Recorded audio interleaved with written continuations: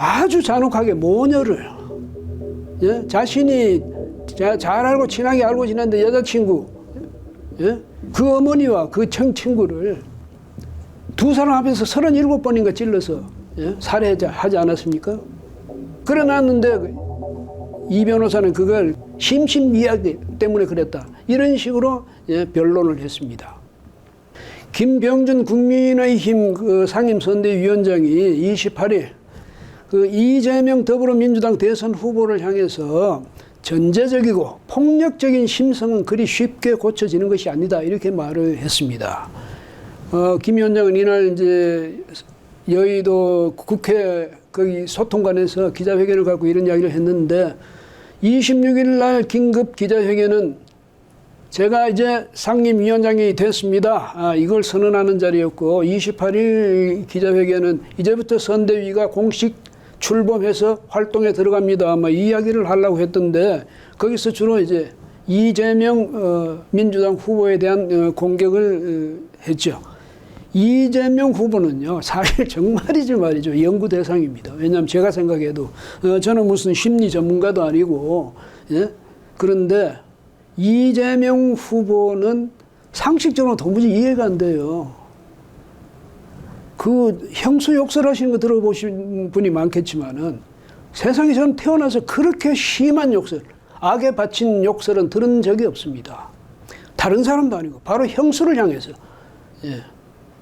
뭐 자신은 그 할만하니까 했다, 형님은 자기 어머니한테 더 심한 말을 했다, 뭐 이렇게 이야기를 하는 것 같던데, 아무리 그래도 그렇지 어떻게 가족 간에, 더더구나 손이 형수한테 말이죠, 그렇게 모진 욕설을, 악에 바친 욕설을 그렇게 할 수 있는지 정말 그 이해가 안 됐거든요. 그런데 이분이 또 지난 24일에 그 민주당에서 뭐 입법과제 이 간담회를 하면서, 추진 간담회라고 하면서 한참 이야기를 하다가 앞에 갑자기 나가가지고 큰절을 하면서 국민들한테 이 기대에 부응하지 못했다고 죄송하다고 큰절을 올렸거든요. 예? 그래서 이제는 뭔가 저 민주당도 달라지고 이 후보도 뭐 달라지는가 보다, 이렇게 생각했는데, 그래 저라고 들어와서 앉자마자 또 이야기를 하는데, 예?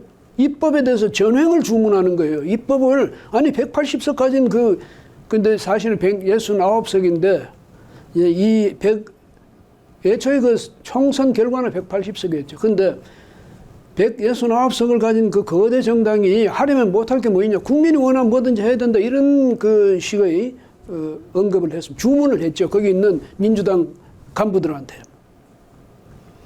그러니까 이를테면 서영교 이 행안위원장, 국회 행안위원장이 뭐 우리가 지금 1,800개나 되는 법안이 있는데 이걸 가지고 여야 간에 이제 논의를 거치겠다, 이렇게 이야기하니까, 아니 지휘봉 갖고 있지 않냐고. 그러니까 국민이 원하는 거는 빨리 통과시켜야지, 이런 식으로. 패스트트랙이라는 게 있는데 거기 가능하면 많은 걸 태워야지, 이런 식 아닙니까?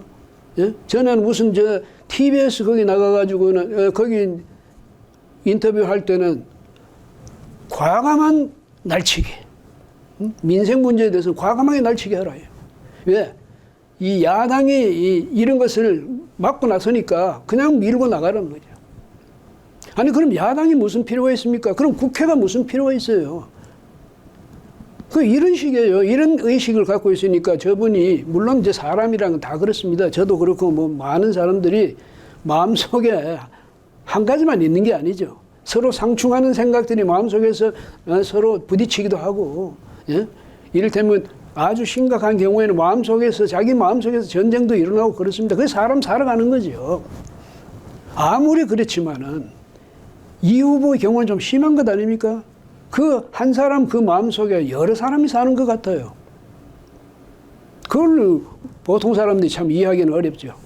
그래서 이런 걸 보면, 심성이란 게, 사람의 심성이란 게, 인성이란 게 쉽게 바뀌는 게 아니다. 다만 뭐예요? 그렇게 바뀐 척 할 뿐이다, 이런 생각이 듭니다. 필요하니까, 표를 얻어야 되니까.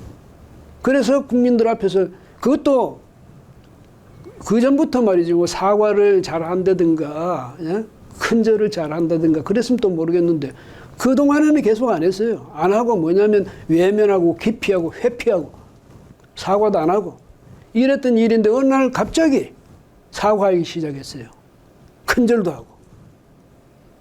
그게 뭐였습니까? 필요하니까 그렇게 한 거겠죠. 예? 필요하니까 갑자기 사과를 계속 해대고 말이죠. 예? 큰절까지 하고 이렇게 하는 것은 그 필요한 그 상황이 끝나면 그때부터는 이제 안 한다는 이야기나 마찬가지 아닙니까? 너무 쉽게 그렇게 하는 거는 너무 쉽게 그 이후에는 아주 쉽게 변할 수 있다는 얘기입니다. 진정성이 없다는 거죠. 그렇게 하면서 국민들한테 믿으라 이러는데 국민들 중에 일부는 예? 상당히 거기에 대해 호기심을 갖고 예? 굉장히 관심도 갖고 주목하는 것 같아요. 그러면서 이재명 괜찮네? 이런 생각까지 하는 분들도 있는 것 같습니다. 왜냐하면 여론조사 지지율이 상당히 변화하고 있지 않습니까? 그런데요, 이런 분의 심성을 보면 정말 과거의 그 심성이 완전히 며칠 사이에 확 바뀌었다면 몰라도 그게 아니라면 별로 그렇게 신뢰할 만한 것이 못 되겠다. 이런 생각이 듭니다. 그래서 김병준 이 상임선대위원장은 특히 이제 이 후보가 말이죠. 그 잔혹한 살인사건, 그것을 변론하면서 피고인을 변론하면서 심신미약이다 이렇게 방패를 들고 나오지 않았습니까?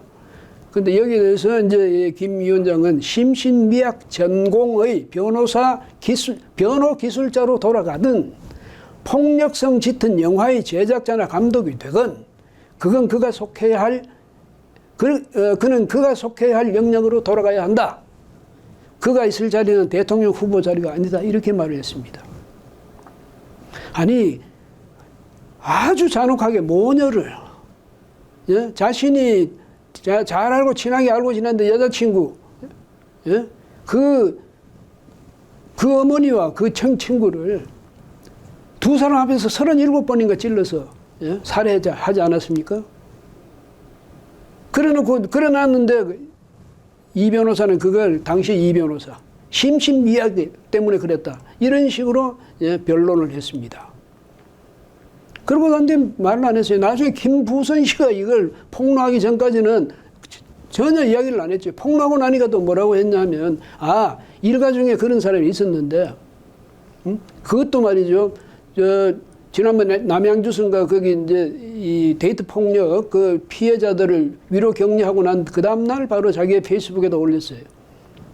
올려가지고 일가 중에 뭐 아주 중범죄를 데이트 폭력 중범죄를 저지른 사람이 있었는데 아무도 이 변호사에게 의뢰할 형편이 안 돼가지고 어쩔 수 없이 내가 맡았었다 그렇게 이야기했거든요.